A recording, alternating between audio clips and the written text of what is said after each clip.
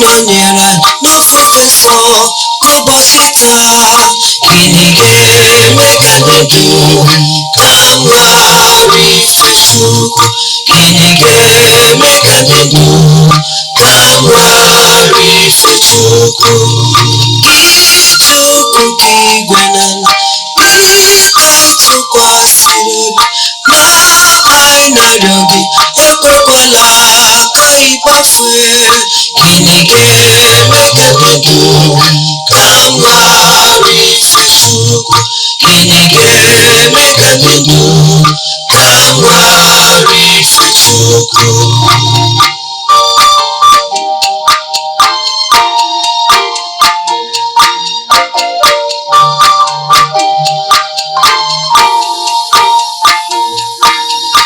Ụmụnne ndị isi ojii, ka anyị Chukwu ekele, bụ onye kwesịrị ịtụkwasị obi mmadụ. Gịnị ga-eme ka ndụ ka mara ife Chukwu?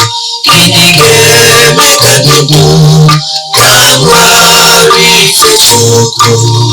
Ụmụnne ndị isi ojii, ka anyị Chukwu ekele, bụ onye kwesịrị ịtụkwasị obi mmadụ. Gịnị ga-eme ka ndụ ka mara ife Chukwu? Gịnị ga-eme ka ndụ ka mara ife Chukwu?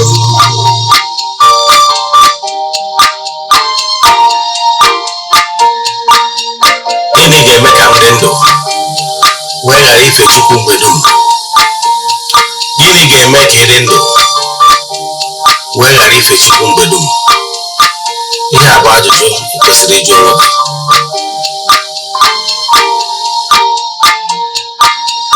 Ụmụnne ndị isi ojii, ka anyị Chukwu ekele, bụ onye kwesịrị ịtụkwasị obi mmadụ.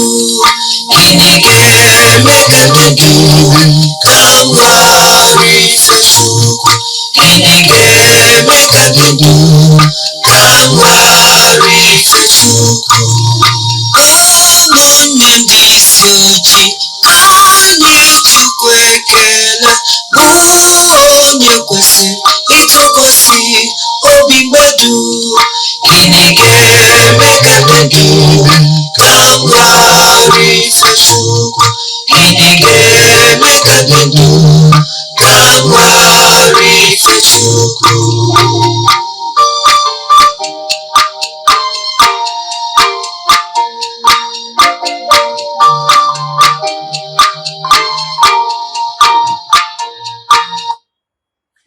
Ụtụtụ ọma na ụmụ ọdịnala Igbo, anyị abịakwanụ n'oge awa nke eziokwu, oge anyị ji awa eziokwu niile agba, nke ọ bụ mụnwa bụ Ogbuefi Eze-Ana ugochitubelu na oraifite na-anọ n'isi ya.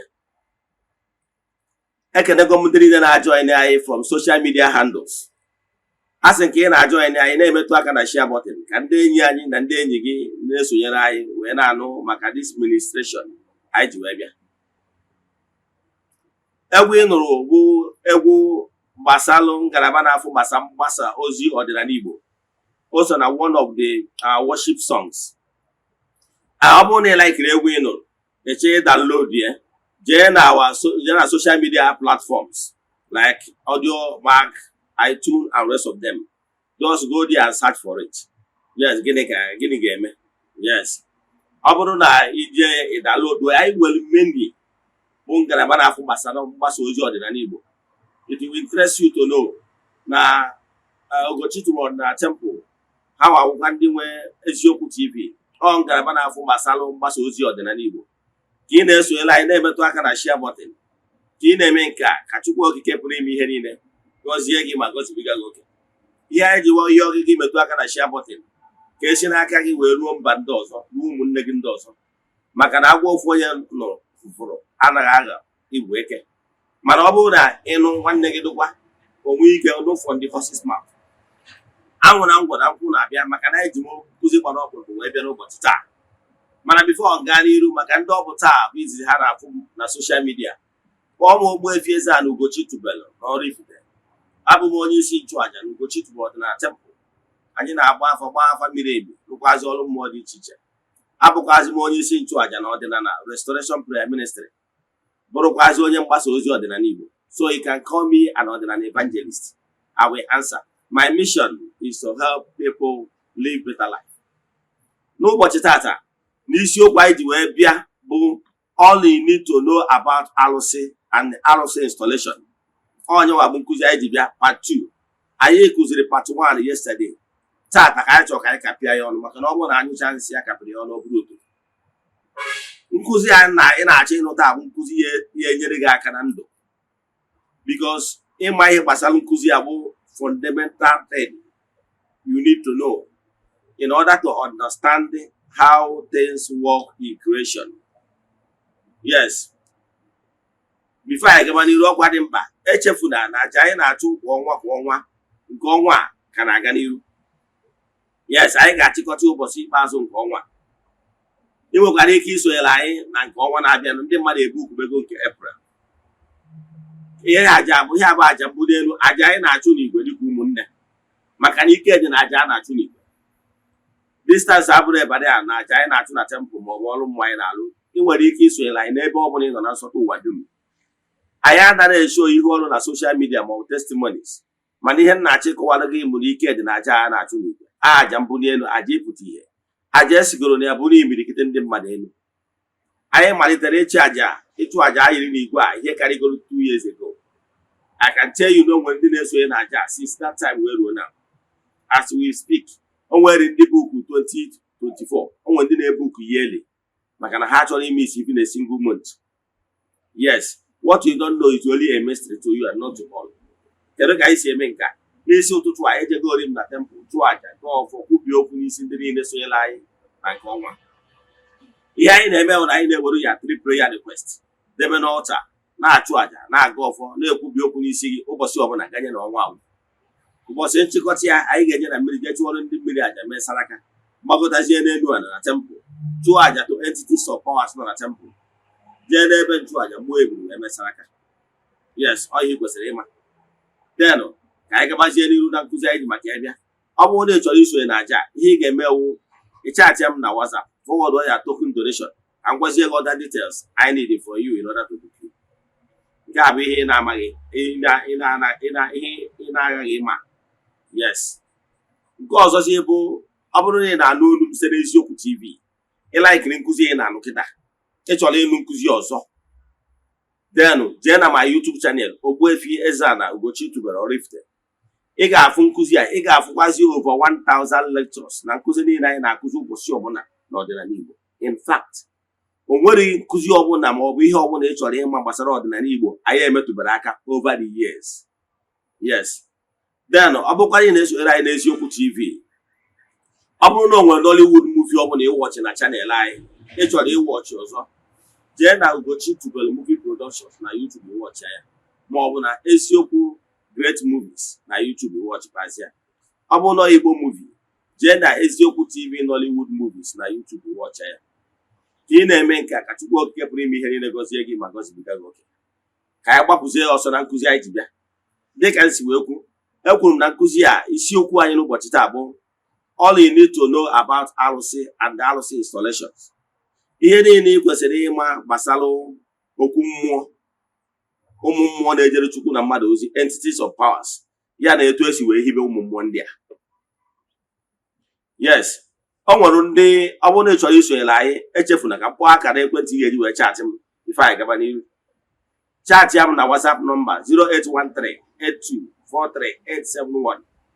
I repeat, 08138243871. Ma ọkwanụ 08057837672. I repeat, 08057837672. Ọ bụrụ na ị na-esonyere anyị na YouTube ma ọ bụ na Eziokwu TV, ị ga-afụkwasị nọmba ndị a. Ka anyị gaba n'ihu. Ka anyị digress a little from part 1 to part 1, so that ndị eso awọchị from part 1 ka e nweta first idea of ihe anyị na-ekwu maka ya nke agba nke ịbụọ. Anyị kwuru na Arusi bụ mmụọ Chukwu, ndị anjelu nke Chukwu akpọtụrụ in the midst of men.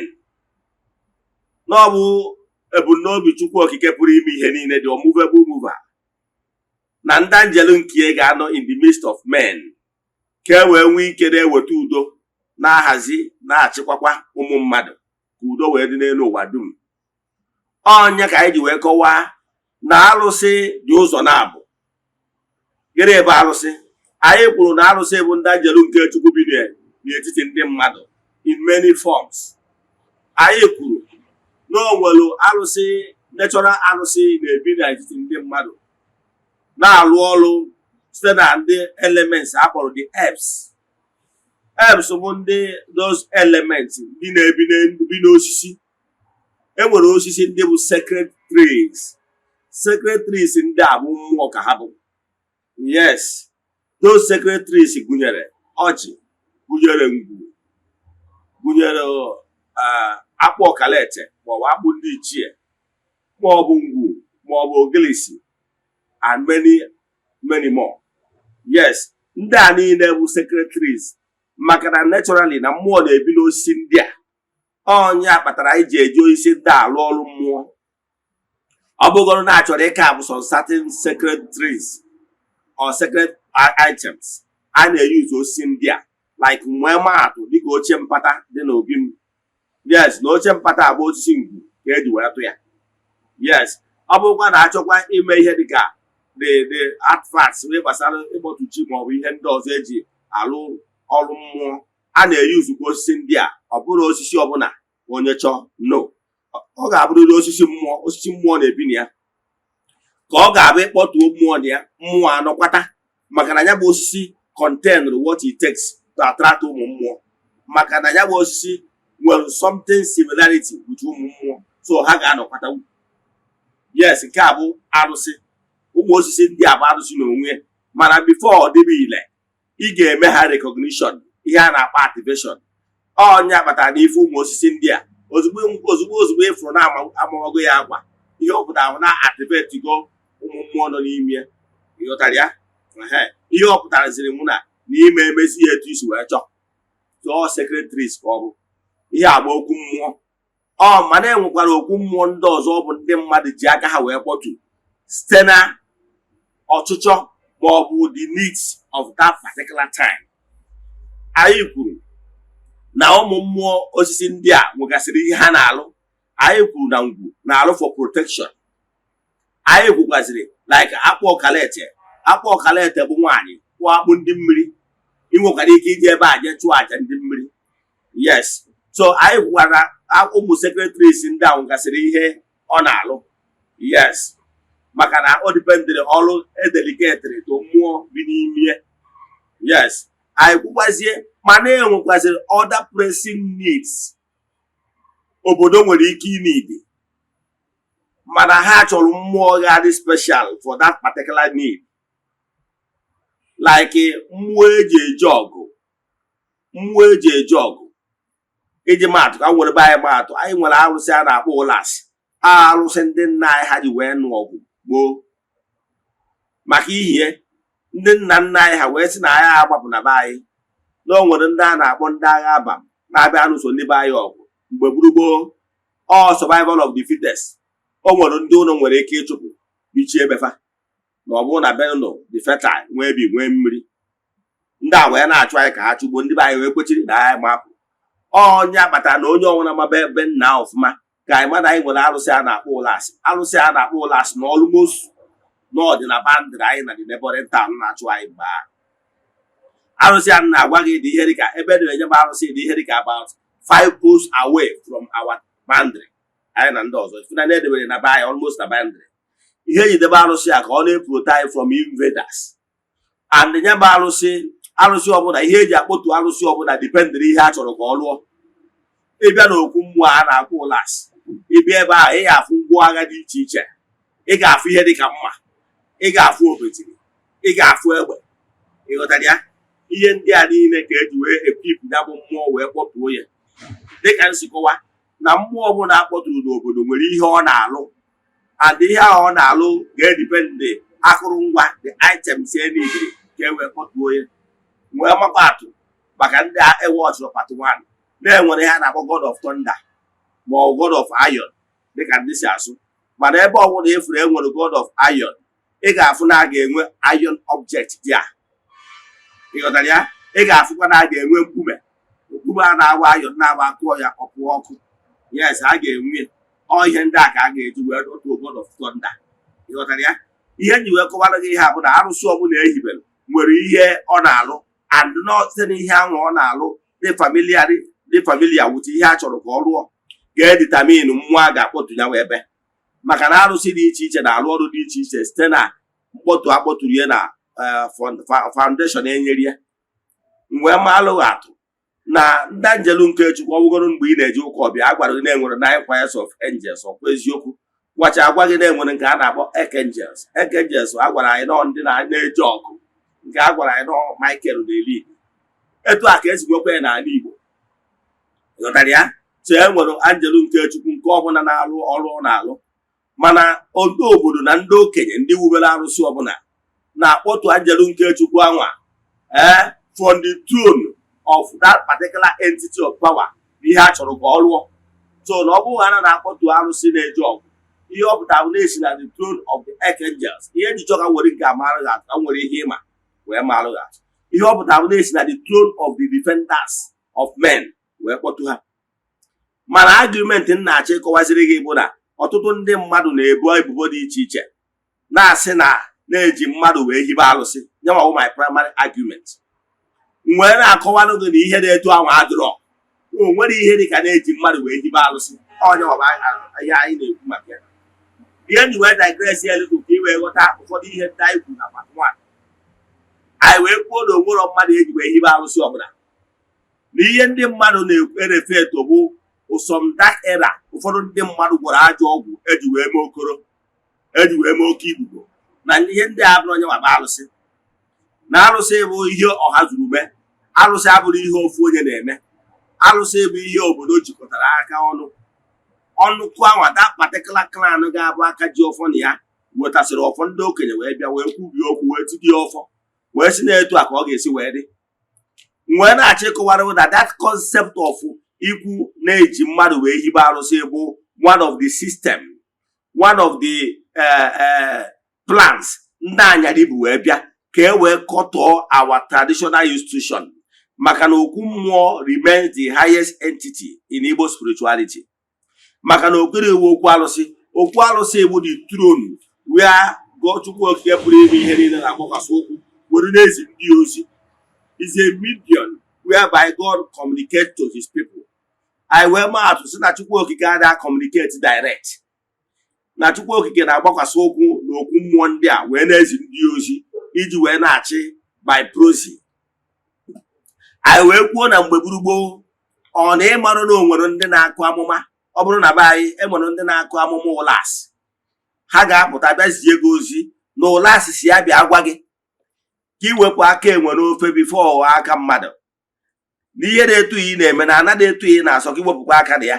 O nwere ike ọ bụrụ nwa ọgbụ ma ọnwa ada a na-anụ n'obodo ọzọ ka eziri ozi a ka ọ bịazie gị, agwakwa gị na ụlasị kwuru na ọ bụrụ na ị mere etu a nekwa ihe ndabido ga-adabido gị n'ezinụlọ gị.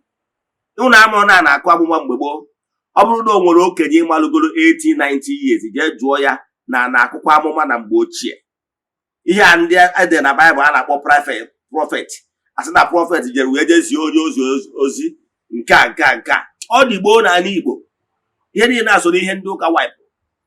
Aka ma na be anyị onye ọbụla bụ onye ezume oraifite ga-amalite na onwekwara famili a na-akpọ ụlasị famili na kụrụ amụma nna ha nke ka nwụkwara ọdịnso a kwukwara amụma. Ọ nwere ndị amụma dịbe ha. Ịghọtara ihe m na-akọwa? So na ọ dịbu n'ala Igbo kama na eriri ndị ụka eri. Ụfọdụ famili amụma dịbefa adịrọzi interested. Instead o were gift ahụ jee mepee ministry na-eme chọọchị. Mana ihe na-achọ ịkọwara gị bụ ihe a. O nwere arụsị ọbụla, ezigbo arụsị ọbụla ewubere n'ala Igbo eji mmadụ hibe, kama na o nwere ndị ga-eme oke ibubo ma ọ bụ jee mee oke ogidi gwa ajọ ọgwụ, ya abụrụ onye nwaba arụsị. Ị ma na mgbe gburugburu ka m wuzie okwu na ị ma na mgbe gburugburu na o nwere arụsị ụfọdụ ehibere n'obodo dị iche iche dịka ogwugwu ụfọdụ n'ala Igbo bụ nwaanyị bịara ije ebe ibia wee bịa ịnụbụrụ maka ya. na be anyị nwere arụsị a na-akpọ ngere ngere ezumere. Ngere ezumere ya bụ nwaanyị bịara ije dị ibia wee bịa. Ịghọtara ya? Na mgbe gburugburu nwaanyị na-eje ije dị buru okwuchie. Ụfọdụ ụmụ nwaanyị na-ejewa ije dị buru mmụọ dị befa wee bịa. Ị nwere idea? Ewu nwere idea. Oke, ka mmagodo atụrụ Baịbụl. Yes, gị nwa onye eriri eribere iburu ya ajụ m ole nke ọ dị n'akwụkwọ nsọ. Ịlọtara ọ bụgoro n'obodo ndị Juu na o nwere nwaanyị ndị Krahịa King Solomon nụrụ. Ndị bịawarụ n'obodo King Solomon bụrụ arụsị mba ha, bụrụ arụsị obodo ha wee bịa. Ịgụtara na Baịbụl bụrụ mmụọ ala ha wee bịa. So mgbe gburugburu nwaanyị bịara ije dị na-ebu arụsị be nne ya wee bịa. Arụsị ahụ obi wee bịa ọ mmadụ o dowere arụsị ahụ gbuo mmadụ nie. Ana m achọ ịkọwara gị ihe dị n'arụsị. Etu ị nọkịta anyị na-ege m ntị, hapụ the phantom stories Alaika stories ndị ụka kọlụ iji wee kọtọ ọdịnala. Ihe niile abụ systematic plans. Etu ị nọkịta gwere onye ga-apụta kịta sumee ịpụ akpụ okwu na zọdo okwu na sumee n'aha Chukwu Okike pụrụ ime ihe niile. Ndị ya dị shọ nọọ mmadụ ka eniri wee hibe arụsị dị etu ahụ. Onye a mecha ya ṅụọ iyi, onye a mee ofochi ma na ọ bụrụ mụnwa. O nwere onye ga-eme ya because ha dụrụ shọ. Ihe niile abụ stories ndị ụka kọrọ ka e wee kọtọ ọdịnala. Ihe niile abụ stories a gwara ụmụazị be anyị mgbe a na-atọga ndị be anyị. Ezite nwatakịrị ka ọ mara ka esi agụ ka esi ede, ebure onwe ọchịa ya, kọtọ arụsị, kọtọ ọdịnala. Ka nwatakịrị a bụrụzie nne ya na-akpọzie Chijioke bịa ka anyị jee medo agwụ dị na be anyị. Ọsị ya mpada ya na-eje n'ikpere arụsị. Ihe niile abụ systematic plan to give a dog a bad name in order to hang dog. Ihe na-achọ ịkọwara opio ka m kọwara ihe bụ arụsị. Ịbịa na temple ugochitubelu na temple, anyị nwere many arụsị na temple, mana o nwere nke eji mmadụ hibe. Kedu ihe na-agwa m? Adị ha niile bụ arụsị na-arụsị ọrụ ike. O nwere ihe dị ka mmadụ onye na-agwa gị ihe a na-ajọs na-enye gị names. Ka m gwa gị, o nwere ndị nọ n'ụwa kịta nwere power wu mystic in nature. Ha nwere the ability ịkpọtụ mmụọ anọrụ dị ya. Kama na what you don't know is only a mystery.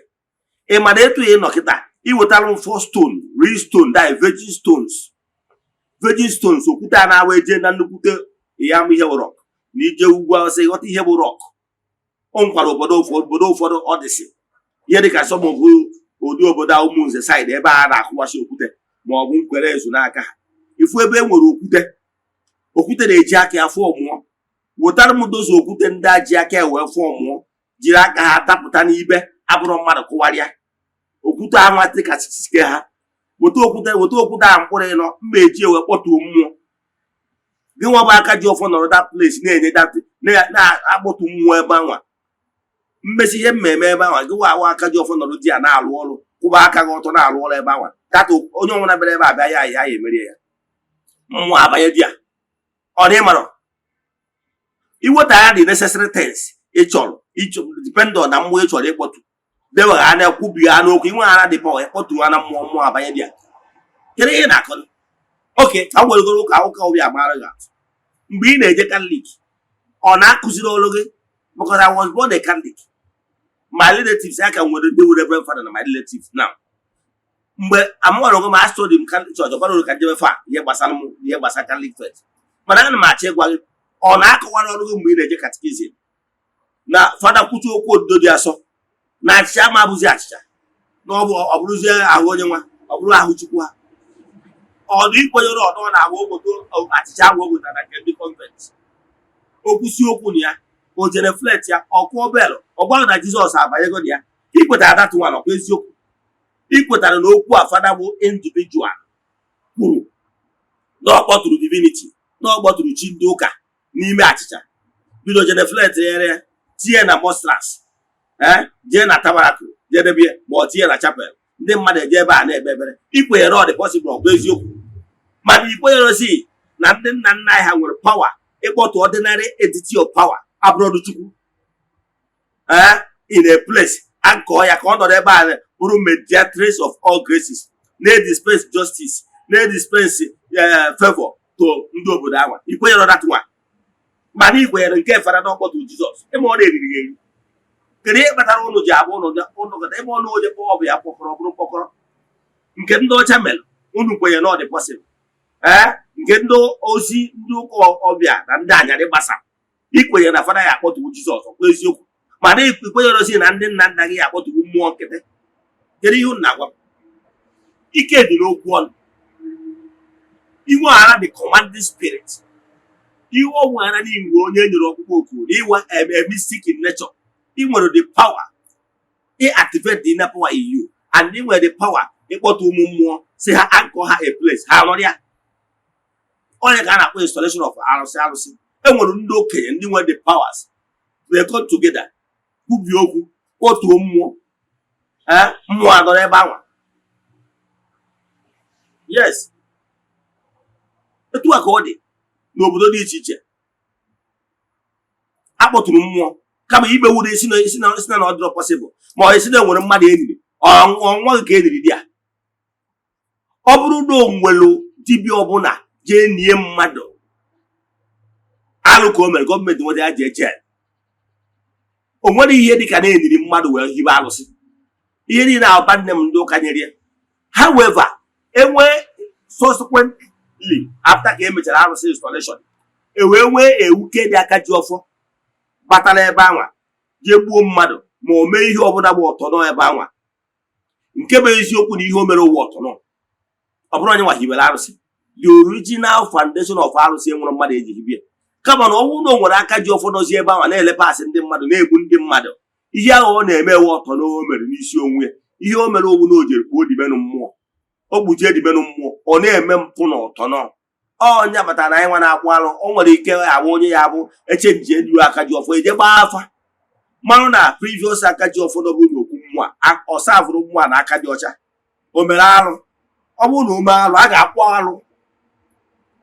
alụ bifo onyunyu aka ji ọfọ abanye ọ bụrụ na arụsị ebe ihe eji ihe ọjọọ wee bido ihe ọjọọ adị atụ ihe ọjọọ and dịka nsi wee kwu na arụsị ọbụla ịchọ igbe originality of ihe ọbụla jee na the foundation arụsị bụ simple means alụ kwụsị n'afa mkpọrụ n'isi mana abịa dị ka ọtụọ ya wepụ the meaning kwụsị ya nwa dị n'etiti ya o wee bụrụzie alụsị iwe eche na-eche nọ ihe ọjọọ so alụ kwụsị ama echi alụ igbu ọchụ were ibekwa ihe bụ ihe na-akwụsị alụ so enwere ihe dịka igbu mmadụ so ọ bụrụ na aka ji ọfọ bụ unu mere ihe ọjọọ kpọọ ya afa by the face na o mere kpọọ ya ibekwa okeke n'imere alụ anyị nwa na-agba alụ ga-agba to the face na ọ bụrụ ọdọ alụ ka eji wee hibe ajịra ihe bụ alụ ejiri ehibe ihe ọdịmma maka obodo maka na ejiro mmadụ hibe alụsi obodo ya na-enye nsogbu ọgwụ ndị mmadụ gwụtara na various homes yes ihe na-enye nsogbu na bụ ụlọ wa ajọ ọgwụ nna gị na nna nna gị gwọrọ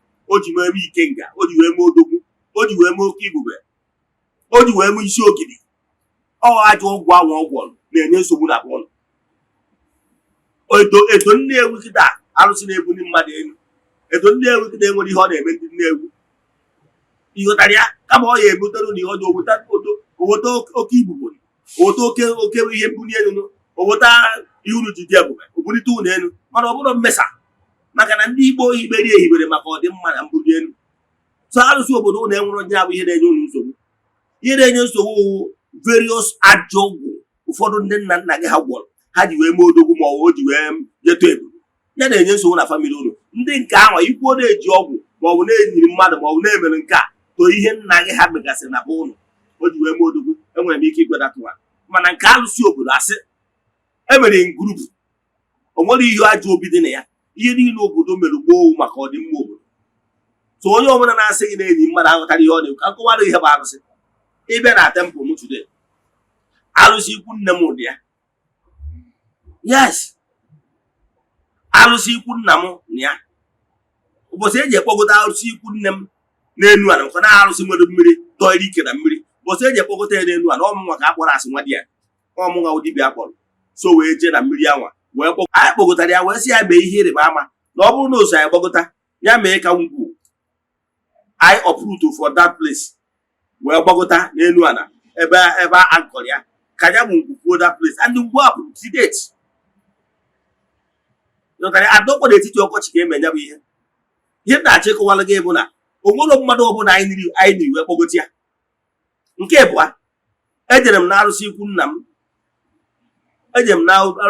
m weta ebu weta nzu weta edo weta ọkụ weta oke ọkpara nnekwu wee jee gwa aka ji ọfọ arụsị ikwu nna m na m chọrọ ka aja bụ arụsị esi m bịa kpọrọ ya ka m gbuoro ya ka m na ya nọ na tempụl. Ofu ihe o mere ogbu na owelu izu anwa na edo anwa ji wee bịa nwunyelu mmụọ welu nke dị n'okwu mmụọ wunye n'ime ọkụ. Ihe ọbụla aka ji ọfọ were n'okwu mmụọ ahụ, ọsọ ya bụrụ aja, ọsọ ya bụrụ nzu, ọsọ ya bụrụ edo, ihe ọbụla mmụọ gwara ya were nye gị, o were ga na-etiri ụlọ ọkụ. Igbuolu mmụọ anụ, egbuchalụ mmụọ ọnụ, ọ gwaghị iburu dị ọkụ. Iburu dị ọkụ ahụ ruo na be gị, ịdụbanya bụ ọkụ, igbuo ọbụrụ asị ụlọ oke ọbara nnekwu, igbuo ori oke ọbara nnekwu, si ya nnọọ arụsị so bata. Kedu ihe na-agwa m? Arụsị so bata. So aka gị dị anụ ọcha ahụbara ozu na edo ahụ ma ọ bụ aja nwa achịrị n'okwu mmụọ nwa, ị na-akọdogharị ọfụma, arụsị ahụ na-emere gị ile.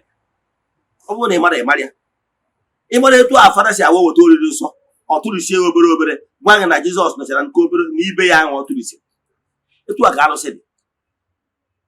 Mgbe ọ bụ na arụsị niile ị na-afụ na iji maatụ ibe na be anyị bụ Oraifite, enwere ofu ụlasị ebe isi ụlasị dị.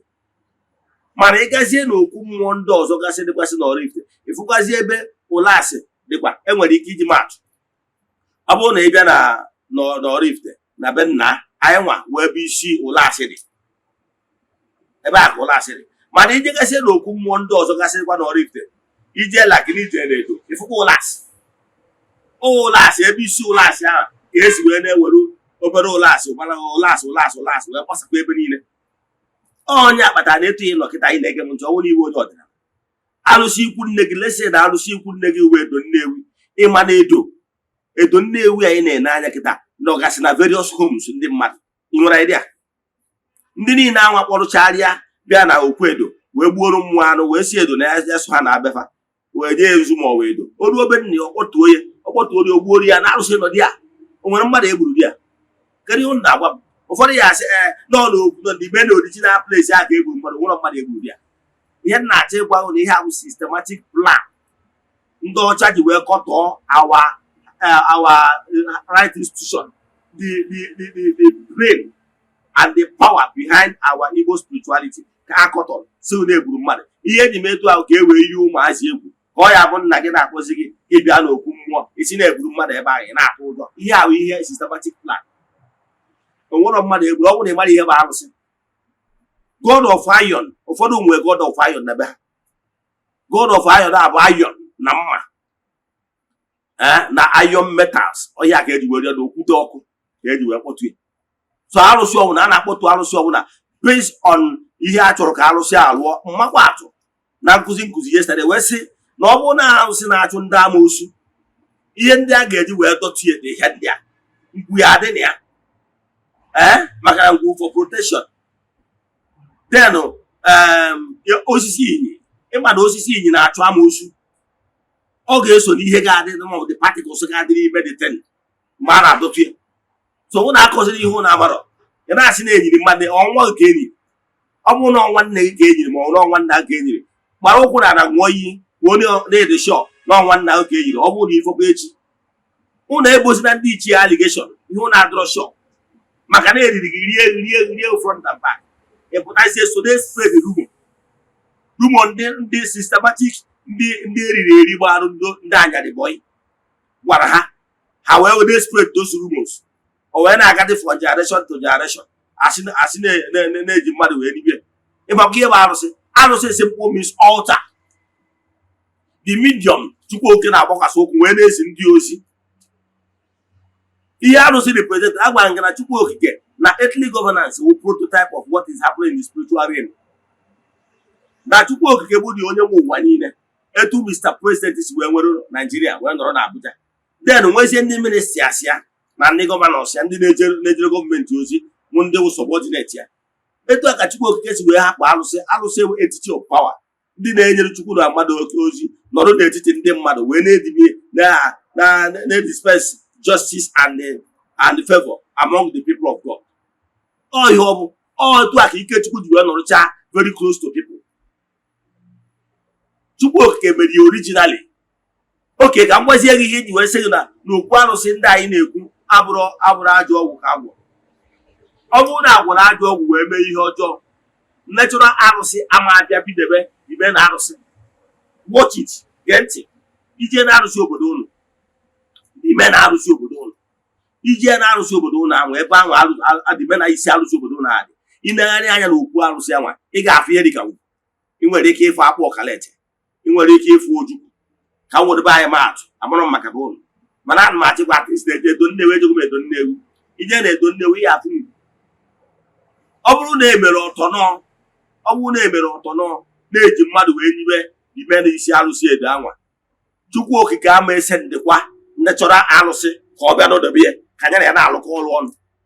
O nwere ihe na-aghọta? Yes, maka na ihe ọjọọ ama attract ihe ọma. Ihe pụtara ebe a bụ na ya bụ arụsị ahụ eyibere maka ọdịmma obodo. Yes, nke ụfọ good pollution, ịlụ ezigbo ọrụ maka obodo. Ya fọ natural arụsị na-alụkọ ezigbo ọrụ, mụ na gị kwetara na ha na-alụ ezigbo ọrụ, na ọ bụrụ mmadụ hiberie nkwu ọbịa n'ọdebe ka mmadụ na be anyị na-arụsị ụlọ asị dị na be anyị. Maka anyị gbadata ụlọ asị were ehiberie maka ọdịmma with good pollution to protect our people from invaders. Akpọ ọkalete bịa n'ọdebe. Ọ bụrụ na ọgụnwa oke eru na be anyị, ọmụnwa ya abụ chief priest ya. Iruo na eburu chief priest ebe anwa, akpọ ọkalete onye nwe na-amago temple bụ ọma my house. Imerute my house wute aka agafere n'ihu dati akpụ. Akpụ a belong to the main deity. Aka ji ọfọ na-efi ụbọchị o ji enye na ọ ga-abịa n'ihu akpụ abịa tụọ nzu bifo ọ gafezie na ebe dị na arụsị nọ. So ọ bụrụ na dị arụsị dị efu, ọma na-alụkọ ọrụ with natural arụsị bụ akpụ ọkalete. Ije na ebe ya bụ arụsị dịkwa, ị ga-afụkwa ngwu anọdebe ya. Ine n'aka n'aka nke ọ ga-efukwa ojukwu anọdebe ya. Etu a ka o si dị, o nwere okwu arụsị ị ga-eje efukasịa ma akpụ ma ọchị ma ihe niile ha anọdebe ya, ha na-alụkọ ọrụ ọnụ maka na ofe ala ji bụ Chukwu okike ha na-achụrụ anụ. Mana ụlọ foto na-enye ha bad name, na-egburu mmadụ. Ọ bụrụ na o nwere nna nna gị iwe aka ji ọfọ gbuo mmadụ, go and kpọọ na-alụ ihe nna nna gị ha meta. Ị na-aghọta?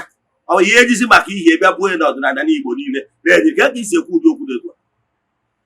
Okwu na-ekota ọnụ okwu a na-ekotara mmadụ okwu.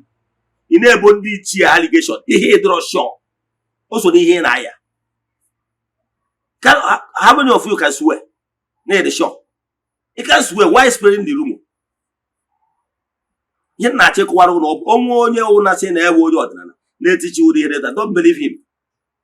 Akwụkwara nke sị na ọdụgbọ ndị na-preach na social media bụ ndị ọdịnala. O nwere ndị bụ ndị atheist. O nwere ndị nwere okwe dị iche iche. O nwere ndị ekweghị na religion. They can easily come and they chere onye na-eso ya asị onye ọdịnala, mana okwuzi okwu ma na ọ bụrụ onye ọdịnala is not building. Ọrụ ya ahụ mbusa. Ụfọdụ ugwu ndị si n'okpere dị iche iche mana ha bụrụ ndị ọdịnala. Kedu ka onye deta ga-esi na-akọ ihe ọ mara?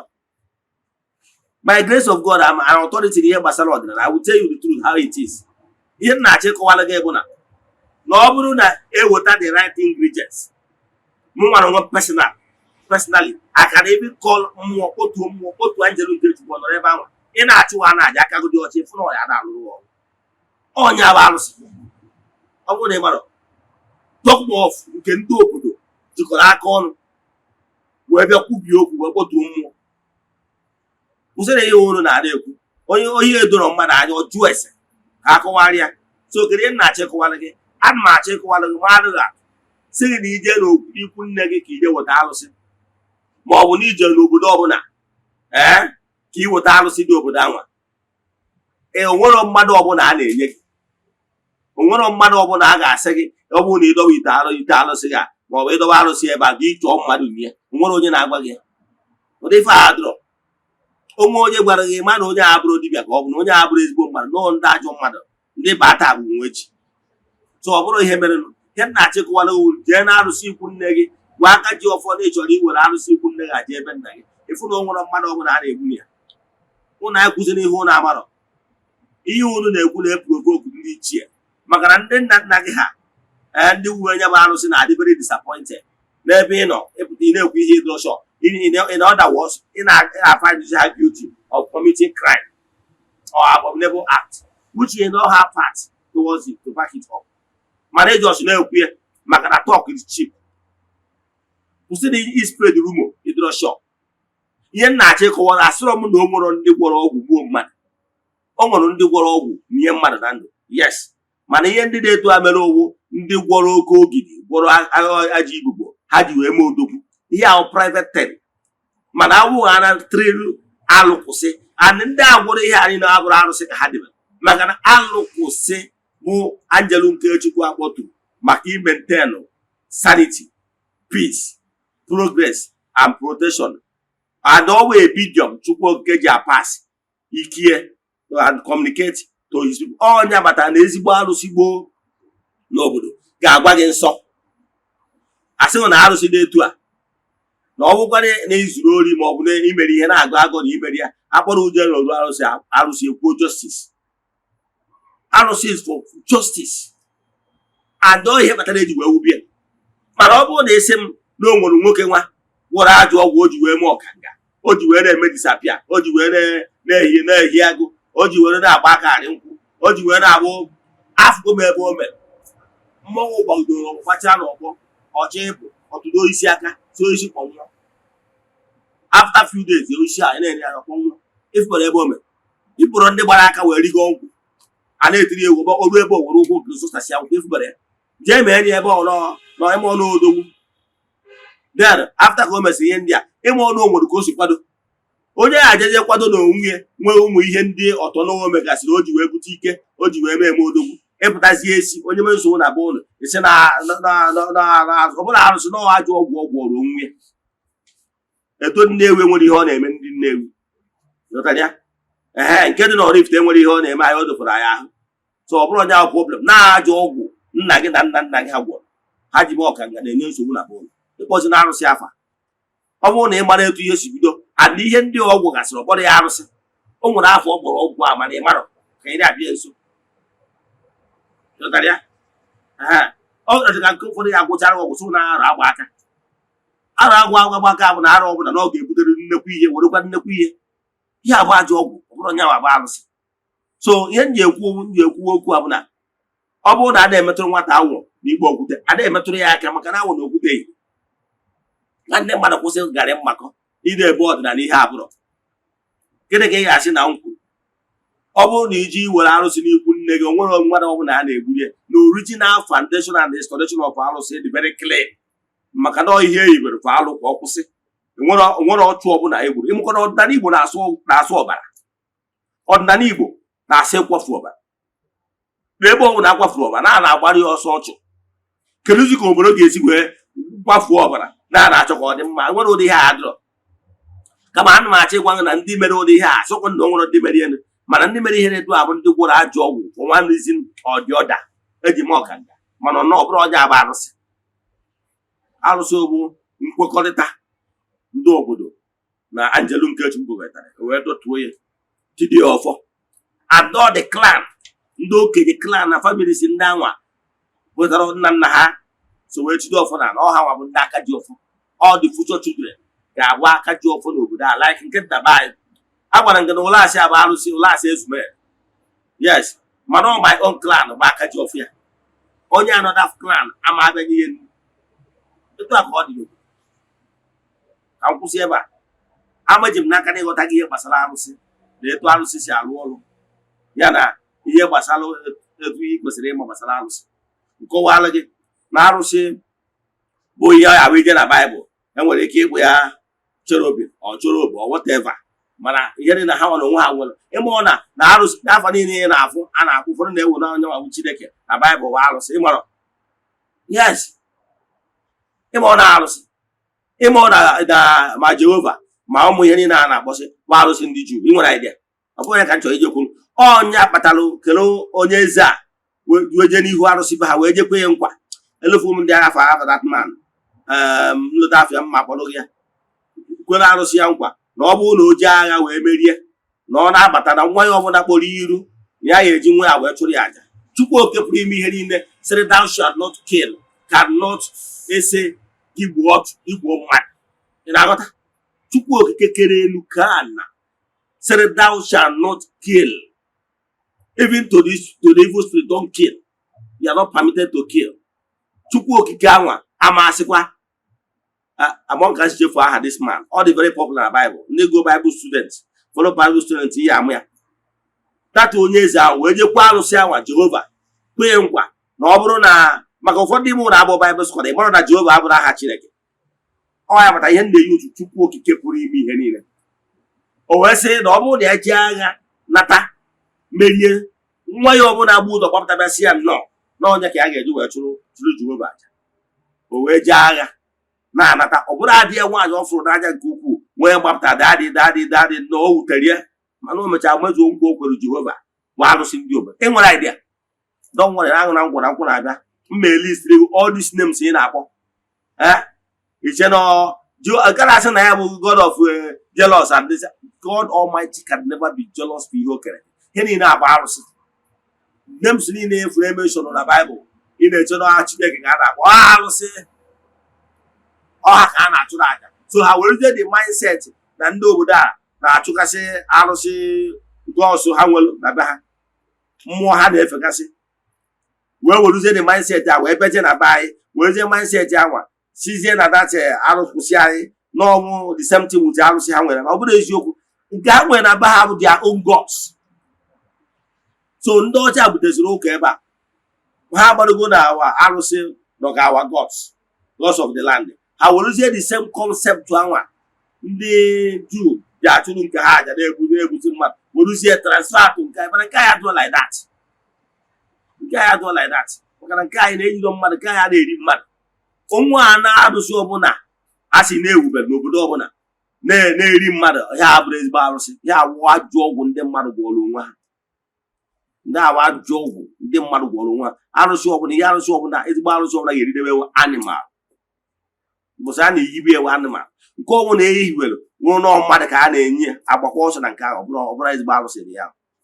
Ihe a bụ ajọ ọgwụ afọ mụrụ.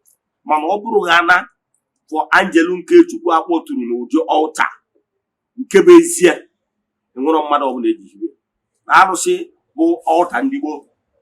The same way eji wee nwee redeem altar, the same way eji wee Catholic altar, the same way eji wee Pentecostal altars. Enwere mmadụ ejihibe dozo altar. The same way eji wee hiwe ugochitubelu na temple enwere mmadụ dị ndị a. So any altar the same way eji wee nwekwu family altars enwere mmadụ nọ dị a. So onwezie an evil person ga-ehibe negative altar na-egbu ndị mmadụ hide ya under the same name arụsị ọ na-eme mistake. So enyi wee kọwara gị ya bụ na imeji because of dark era ndị Juu mere wee na-refer to our own alụkwụsị because the formulation bụ alụ ihe na-akwụsị alụ cannot be formulated with alụ. Akwụsị ebe a inwe ajụjụ na nkụzi a ma ọ nwere afa ịchọga agbara gị afa mmiri emi send them message na WhatsApp 0813-8243-871. I repeat 0813-8243-871 maọbụ 0805-7837-672. I repeat 0805-7837-672. Ị na-esonyere anyị na YouTube maọbụ na Eziokwu TV ị ga-afụ nọmbas ndị a. Agụọ m ọfọ n'isi ndị ọma na-ege ntị ndị niile na-esonyere anyị n'oge awa nke eziokwu na ndị sonyere anyị n'ụbọchị taa ọ kachasị ndị niile metụrụ aka na share button. A sị nka Chukwu oke pụrụ ime ihe niile gbaa unu mee. Agụọ m ọfọ n'isi ndị children of the temple and the friends of the temple. A sị na ọmaka ya emere ụnụ. A sị m na akakaka ya mụ na jiji ya mụ ụnụ osi fụrụ ụnụ na-akụ nke. A sị m ufere amakụsiri ọnụ ya jee pụọ ya n'ukwu. A sị m onye zụcha ihe ọ ya eme ụnụ ya wee bụba anya ya n'ahụ. A sị m na unu ga-ejere obodo unu ga-aga n'obodo n'ụlọ ama nwụchu na ụlọ ama efuchukwana na onye isi unu na-awa aja ya were nke tụọ ka ọ dịgo echi ya bụ ọbịa dịka enwe amara ya na ọ ga-adịgo echi n'oge awa nke eziokwu. A sị m na ọ bụrụ na ọnwa ego oji eji wee chụ aja na emecha dọghị ome udo dịrị ọnụ na alụnụ.